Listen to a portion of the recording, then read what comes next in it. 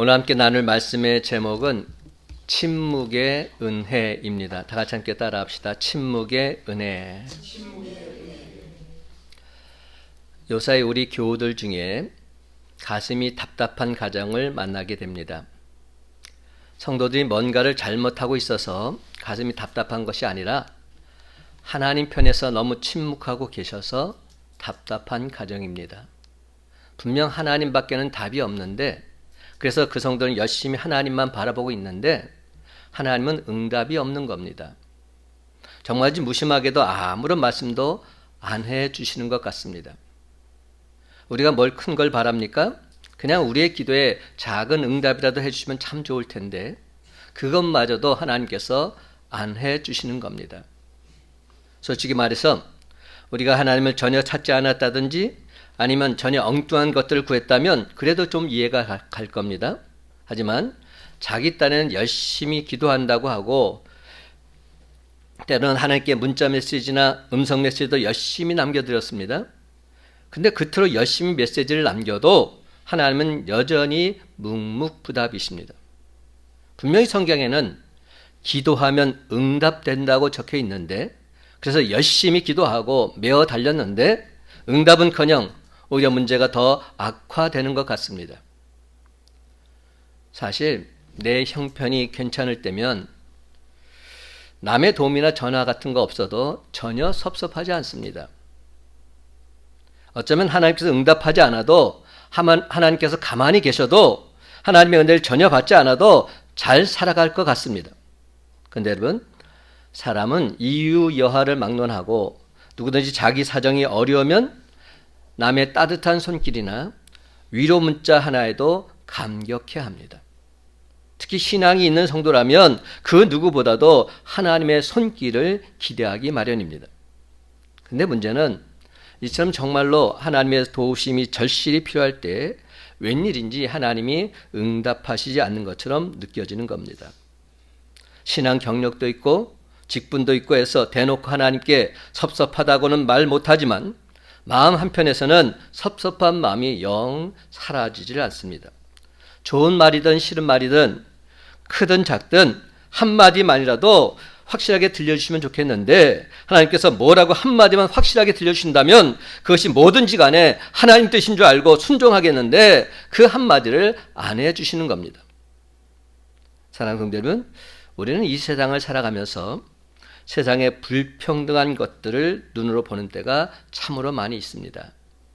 어떤 사람은 날 때부터 부유하게 태어나서 일생 동안 편안하게 살다가 죽고, 어떤 사람은 날 때부터 고난 가운데서 태어나서 죽을 때까지 뼈 빠지게 고생만 하며 살다가 죽습니다.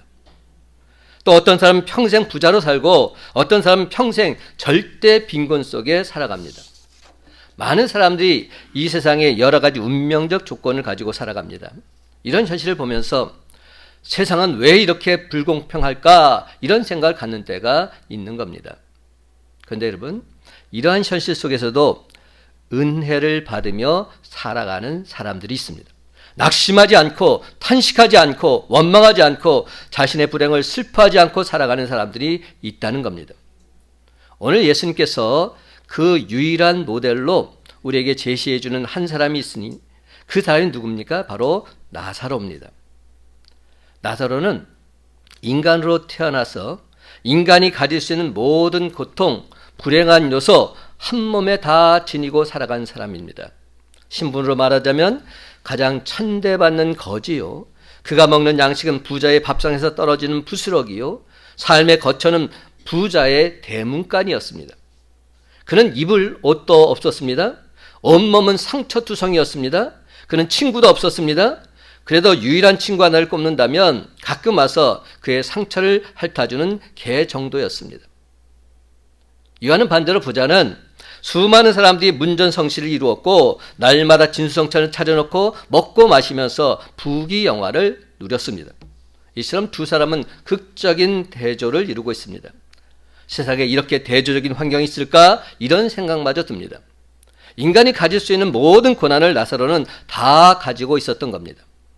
신분의 고난, 건강의 고난, 거처의 고난, 식량의 고난 등등 인간적으로 어느 것 하나 내놓을 만한 것이 없습니다. 그럼에도 불구하고 나사로는 자기 처지에 대해서 탄식한 말이 한마디 없습니다. 불행하다고 슬퍼하는 말이 없습니다. 여기서 나사로가 우리에게 주는 은혜가 바로 침묵의 은혜입니다. 우리는 한평생 말을 하면서 살아갑니다. 입을 열면 말할 수 있는 능력이 주어졌기에 일생 동안 말하고 삽니다. 그렇다면 우리가 하는 말이 과연 하나님의 심정을 지니고 하는 말인지, 또한 평화를 창조하는 말인지 한번 돌아보시기 바랍니다. 옛 선조들과 지금 우리가 쓰고 있는 언어를 비교해 보면 얼마나 사람들의 심성이 악해졌는지를 알 수 있습니다. 물론 옛 선조들도 살기가 너무 힘드니까 그 화풀이로 자녀들에게 살기 어린 말이나 욕설을 하기도 했습니다. 하지만 그래도 지금같이 독소를 품은 말은 아니었습니다. 옛 선조들이 한 말 중에서 가장 심한 말이 뭔지 아세요? 이런 호로자식 같은 이라고. 호로자식이 뭔지 아세요?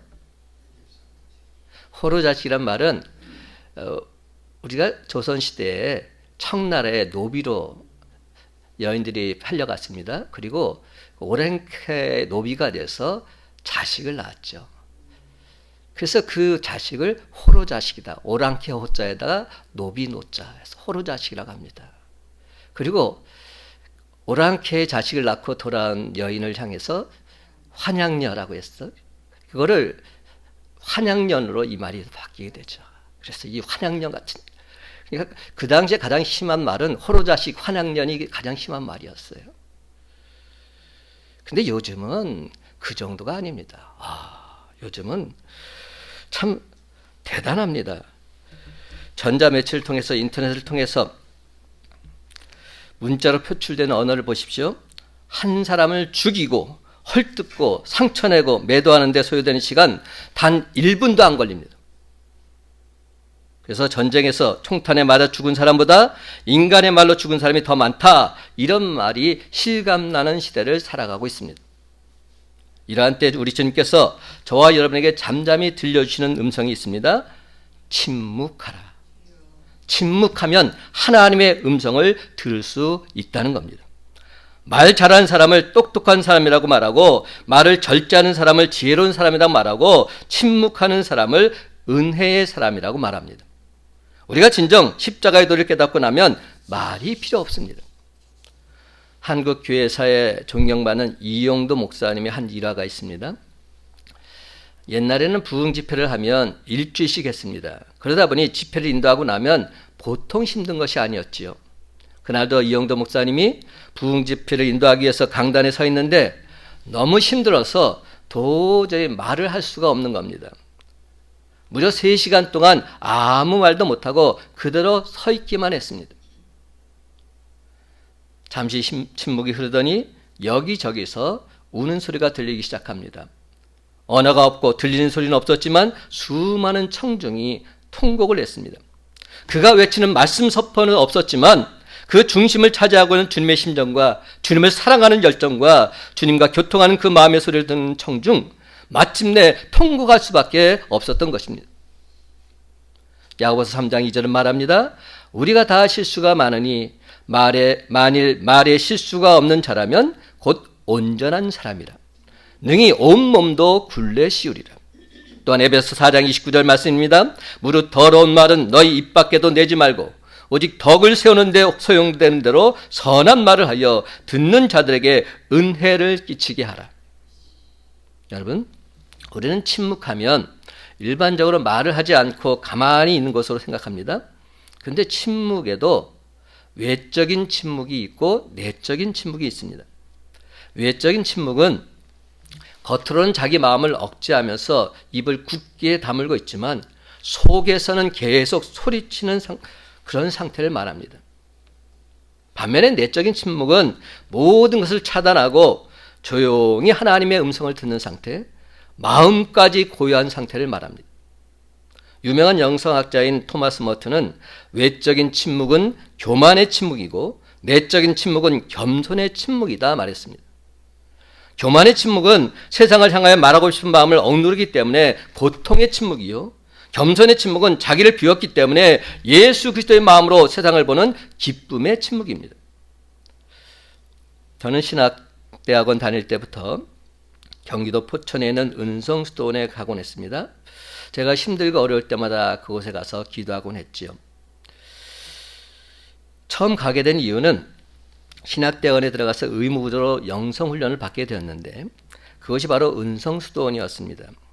그 수도원에 들어서게 되면 입구에 이런 팻말이에 붙어 있습니다. 여기를 들어오는 순간부터 입을 다무십시오. 여기는 말로 은혜 받는 곳이 아니라 침묵하면서 하나님의 음성을 듣는 곳입니다. 이런 팻말이 붙어 있습니다. 그렇습니다. 그 수도원의 특징은 그곳에 있는 동안에는 서로 간에 일절 한마디도 할 수 없습니다. 말을 하는 순간 은성수도원에서 퇴소 조치를 당해야 했습니다. 심지어 부담 없이 식사를 하는 시간조차도 침묵을 유지했기 때문에 적막함이 부담스러웠던 저로서는 여간 힘든 일이 아니었습니다. 하지만 그곳에서의 영성훈련 기간 중에 저는 하나님 말씀에 집중할 수 있었고 내가 원한 기도가 아닌 하나님의 음성에 귀를 기울일 수 있었습니다. 지금도 제 영성이 해이해질 때면 그때 기록한 글들을 찾아서 제가 읽어보곤 합니다. 얼마나 은혜가 되는지 모릅니다. 하나님의 그 어떤 세미한 음성도 놓치지 않으려고 애썼던 흔적들을 떠올리면서 이렇게 신앙생활은 안 되지, 이렇게 살아서는 안 되지, 다시금 새롭게 힘을 내곤 합니다.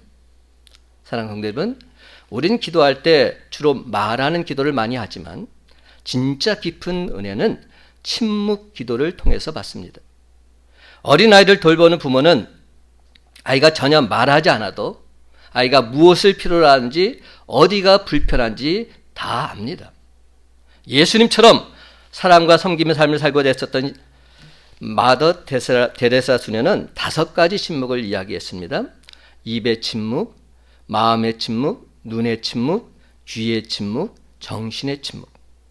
입의 침묵은 비록 세상이 악하고 부조리하고 내 뜻대로 되지 않는다 하더라도 거기에 대해서 함구하는 것입니다. 마음의 침묵은 밖에서 무슨 일이 일어나도 마음이 요동치지 않는 것입니다. 눈의 침묵은 우리가 눈으로 보면서 등급을 매기고 평가하는 모든 것을 중단하는 것입니다. 귀의 침묵은 들어도 듣지 않은 것처럼 행동하는 것입니다. 정신의 침묵은 자기를 비워서 하나님의 음성을 듣는 데 집중하는 것입니다. 나사로는 침묵하는 은혜를 받았습니다. 나사로는 눈만 뜨면 부자의 인간적 교만, 몰인정, 타락한 모습이 보였습니다. 하지만 나사로는 그것을 보면서도 거기에 대해서 침묵하고 있습니다. 예수님께서는 집에서 기른 개한테는 좋은 음식을 먹여주면서 헌대를 앓으면서 대문가에서 부스러기를 주워먹는 나사로, 사람 취급도 하지 않는 부자를 통해서 현대인들에게 경고를 주고 계십니다. 유럽이나 미국에 가면 개가 최고로 대접을 받습니다. 우리나라에서도 이제 개가 대접받는 세상이 되고 있어요. 비싼 고기 먹여주고 품에 안아주고 좋은 옷 입혀주고 좋은 침대 위에서 재워주고 병이 들었을 때는 고급 주사를 맞춰서 치료해 줍니다.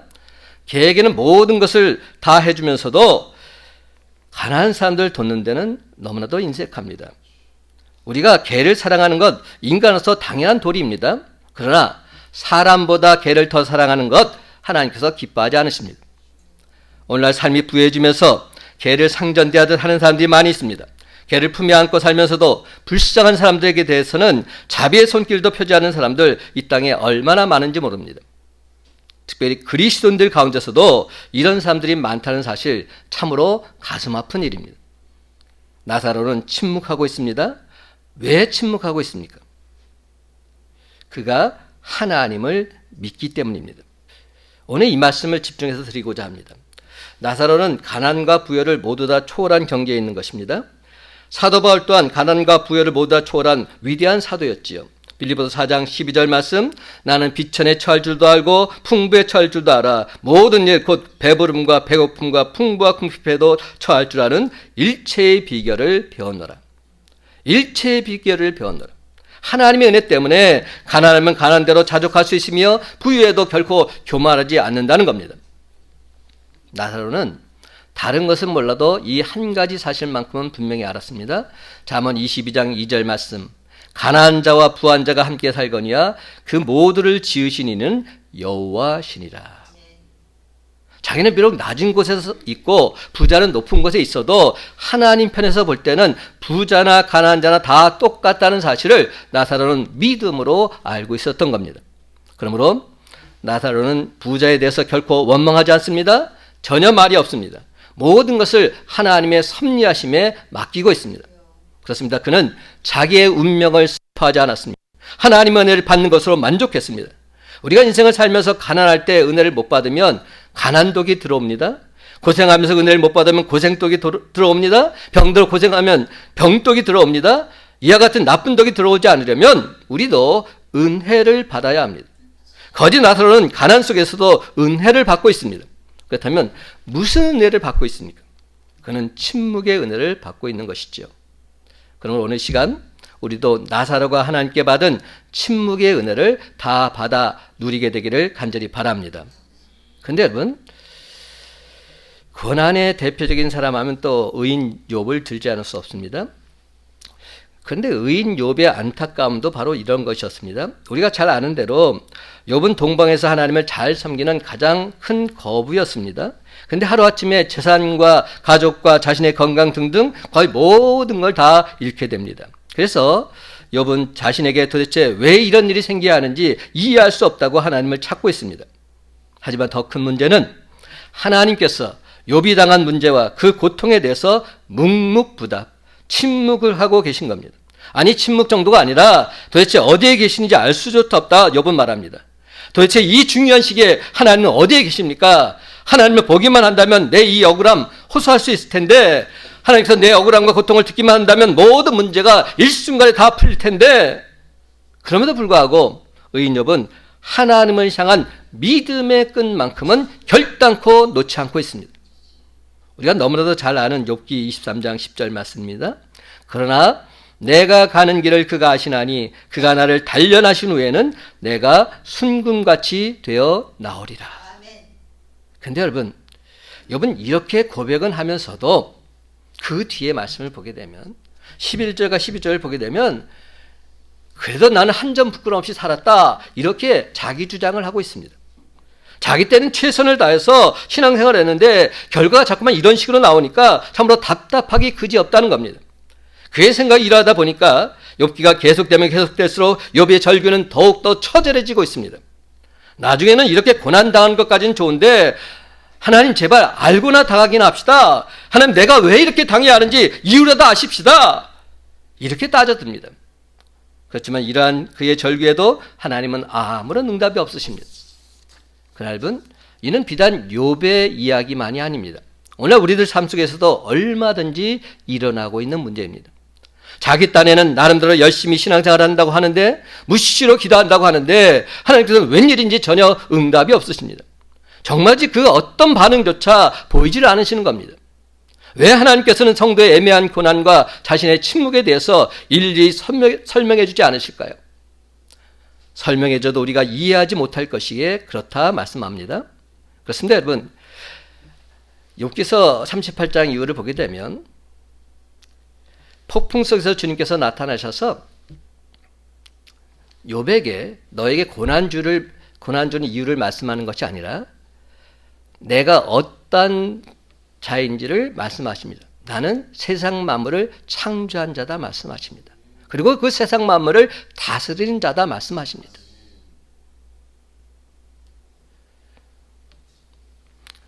그렇습니다, 여러분. 우리가 우주의 신비를 다 몰라도 하나님께서 알아서 우주를 운행해 주시듯이 우리가 고난의 의미를 충분히 깨닫지 못해도 하나님은 여전히 우리에 대한 당신 자신의 일을 행하고 계십니다.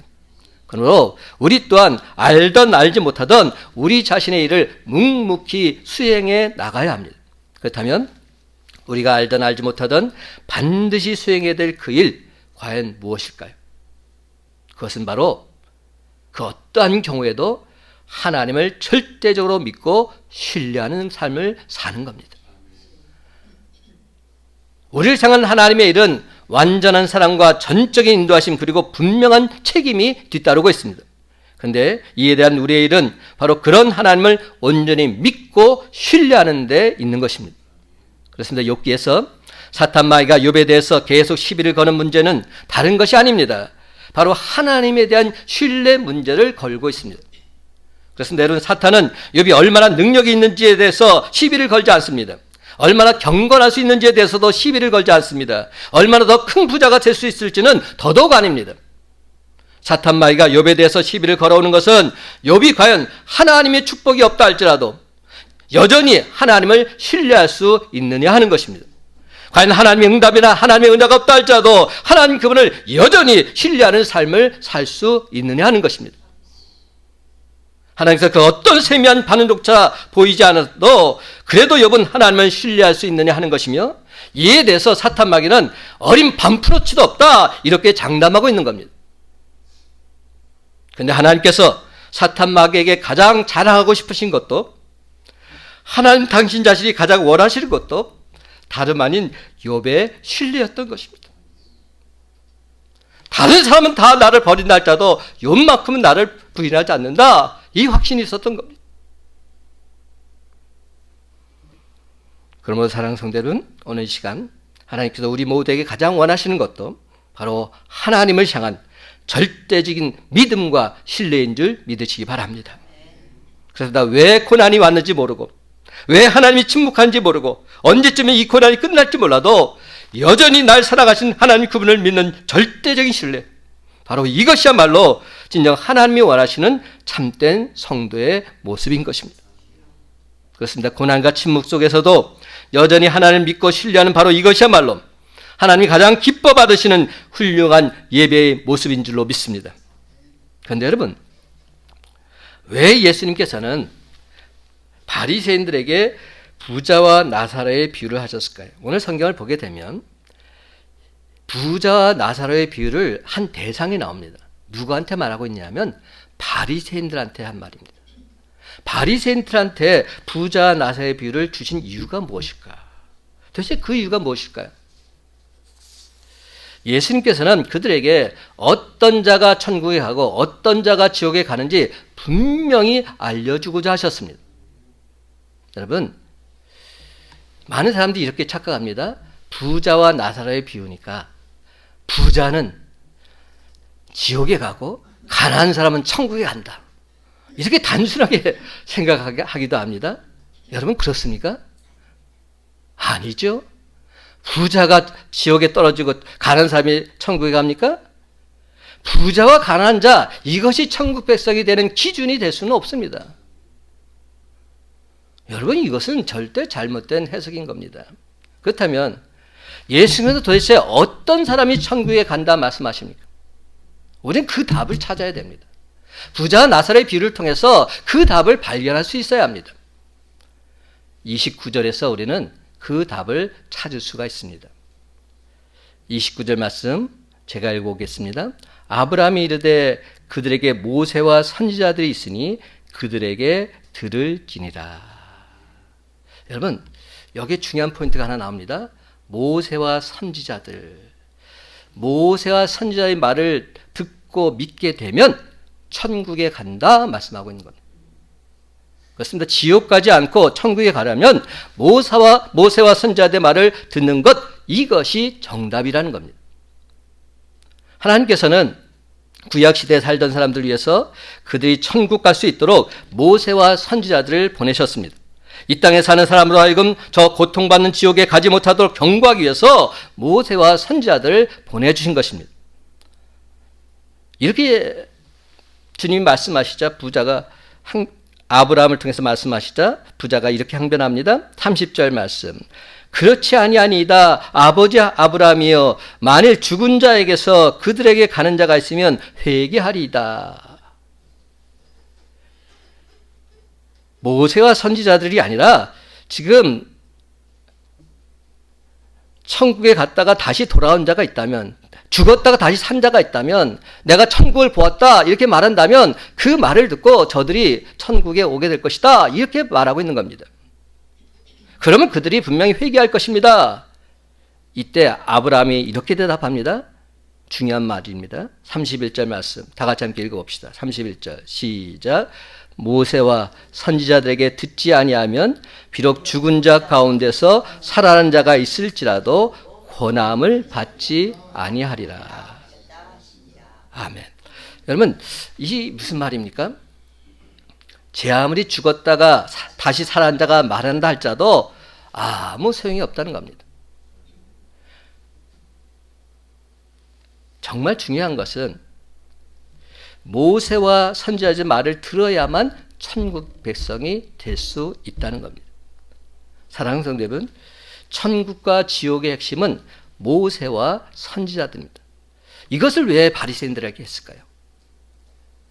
바리새인들은 하나님 말씀을 철두철미하게 지키려고 애썼던 사람들, 외우면서 그 말씀대로 살고자 했던 자들입니다. 그렇지만 그들은 하나님 말씀을 믿지 않았습니다. 하나님 말씀을 듣긴 들었는데 그 말씀을 믿지 않았습니다. 그러니까 예수님께서 그들을 향해서 뭐라고 했습니까? 그렇죠. 불법을 행하는 자들아, 이렇게 말씀하셨습니다. 불법을 행한다. 하나님 말씀대로 지키지 않는 자라는 겁니다. 하나님 말씀대로 살지 않는 자들, 그들은 천국 백성이 될 자격이 없다는 겁니다. 모세와 선지자들의 말을 들으면 저 천국에서 아브라함의 품이요, 그들의 말을 듣지 않으면 지옥에 떨어질 수밖에 없다는 겁니다. 바로 이것이 자명하고 확실한 예수님의 가르침입니다. 그렇다면 모세와 선지자들이 뜻하는 바는 도대체 무엇입니까? 마태복음 7장 12절 말씀, 그러므로 무엇이든지 남에게 대접을 받고자 하는 대로 너희도 남을 대접하라. 이것이 율법이요 이것이 선지자니라. 이 말씀은 성경의 황금률이라고 말합니다. 골든 룰이라고 말하고 있습니다. 성경에서 모세와 선지자라는 표현은 구약 성경을 말합니다. 구약의 모세오경과 수많은 예언서들을 의미하고 있습니다. 그렇다면 모세와 수많은 선지자들이 도대체 무슨 말을 했습니까? 로마서 1장 2절, 이 복음은 하나님이 선지자들을 통하여 그의 아들에 관하여 성경에 미리 약속하신 것이다. 로마서 3장 21절, 이제는 율법 외에 하나님의 한 의가 나타났으니 율법과 선지자들에게 증거를 받은 것이다. 그렇습니다. 여러분, 모세와 수많은 선지자들은 메시아, 즉 예수 그리스도를 나의 구주로 믿어야 죄사함 받고 구원받아 천국 백성이 될 수 있다 선포했던 것입니다. 그래서 구약 성경은 예수 그리스도의 죽으심과 부활을 기다리며 믿게 하신 하나님의 계시였으며, 예수 그리스도를 나의 구주로 믿는 자는 누구든지 천국 백성이 되어서 영생의 축복을 누리게 된다 증거했던 것입니다. 요한복음 20장 31절은 말합니다. 오직 이것을 기록함은 너희로 예수께서 하나님의 아들 그리스도이심을 믿게 하려 함이요 또 너희로 믿고 그 이름을 힘입어 생명을 얻게 하려 함이니라. 사랑하는 성도 여러분, 거지 나사로가 천국에 간 이유는 딱 한 가지였습니다. 그것은 바로 그가 성경 말씀을 통해서 구원의 복된 소식을 듣고 그 말씀을 온전히 믿었기 때문입니다. 그렇습니다. 여러분, 거짓 나사로는 모세와 선지자가 전해준 성경 말씀을 통해서 하나님이 보내신 어린 양 예수 그리스도를 나의 구주로 믿었기에 천국 백성이 될 수 있었던 것입니다. 다시 한번 분명히 강조합니다. 그 사람이 거지든 부자든 상관없이 예수 그리스도의 십자가 보혈과 대속의 은혜로 하나님께서 예비하신 저 천국으로 가게 된 줄 믿으시기 바랍니다. 이것 외에 다른 복음은 없습니다. 예수님께서 바리새인들에게 이 비유를 하신 이유는 분명합니다. 나를 믿으면 천국이요, 나를 믿지 않으면 지옥이라는 겁니다. 예수 천국 불신지옥, 바로 이 말씀을 하고 계신 겁니다. 여러분, 이것이 바로 예수님께서 말씀하시려는 핵심이었습니다. 요한복음 3장 16절은 말합니다. 하나님이 세상을 이처럼 사랑하사 독생자를 주셨으니 이는 그를 믿는 자마다 멸망하지 않고 영생을 얻게 하려 하심이라. 사도행전 4장 12절은 말합니다. 다른 이로서는 구원을 받을 수 없나니 천하 사람 중에 구원을 받을 만한 다른 이름을 우리에게 주신 일이 없음이라 하였더라.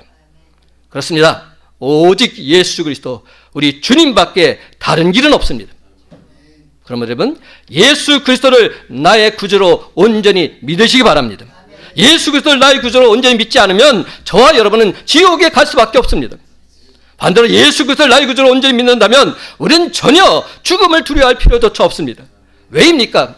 우린 이미 천국 백성이 되었기에 이 세상에서 천국 같은 삶을 살다가 마침내 죽는다 해도 저 천국에서 주님 품에 안겨서 영생 복락을 누리게 될 것이기 때문입니다. 그렇습니다. 나는 이미 천국 백성이다. 주 예수와 통행하면 그 어디나 천국이다. 이 확신을 갖는 자는 그 어떤 경우에도 실망하지 않습니다. 낙심하지 않습니다. 원망하지 않습니다. 탄식하지 않습니다. 지금 비록 하나님이 눈에 보이지 않고 들리는 하나님의 음성이 전혀 없다 할지라도 하나님 나와 늘 함께 하신다는 임마누엘의 은혜가 내 안에 역사할 때 우리 모두는 그 어떤 환난을 당해도 담대할 수 있습니다. 왜입니까? 요한복음 16장 33절 세상에서 너희가 환난을 당하나 담대하라 내가 세상을 이기었노라. 예수님께서 세상을 이기셨기에 예수 안에 있는 나 또한 세상을 넉넉히 이기고 반드시 승리할 것이기 때문입니다. 이제 말씀을 맺습니다. 사랑하는 성도 여러분, 이제 우리는 그 어떤 상황 속에서도 우리 주님이 베풀어 주신 침묵의 은혜를 체험하면서 사탄 마귀 세력을 당당히 물리치고 늘 항상 천국 기쁨의 감격을 맛보며 누리며 살아가는 저와 여러분의 삶이 다 되시기를 예수님의 이름으로 간절히 축원합니다.